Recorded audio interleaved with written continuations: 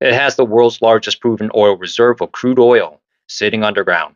But much of it is actually heavy crude, hard to refine and process. Moving forward will require the largest foreign investment the country has seen in decades. Currently, the interim government is attempting a massive legal reform, something called the oil opening, designed to give foreign companies more say in how the industry operates. This is a historic pivot. After decades of mismanagement, foreign investment and expertise will be critical to unlocking Venezuela's potential, but trust, infrastructure, and institution remain fragile. Now, this is where the oil opening comes in, and the context actually matter. The oil opening was a term used in the 1990s to describe Venezuela reopening its oil industry to foreign companies after decades of state control.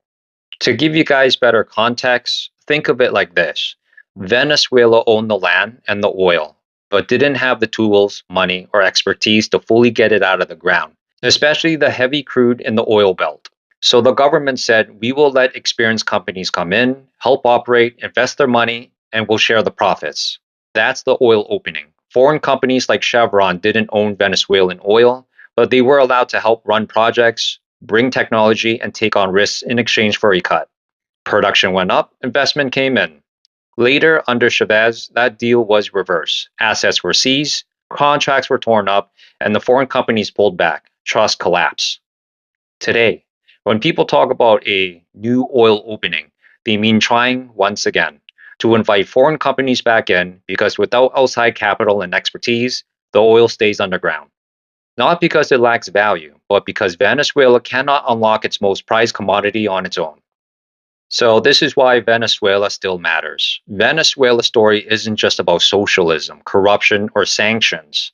It's about leverage. Oil that is plentiful, valuable, and yet unusable without outside help.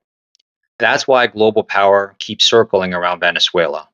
Venezuela's story isn't simple, it's not a headline, it's not a villain, it's not a savior.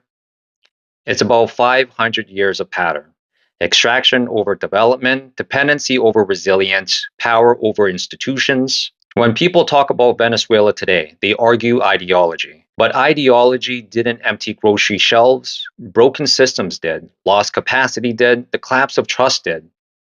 Nearly 8 million people didn't leave because of theory.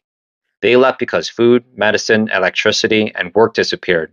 Slowly, then all at once.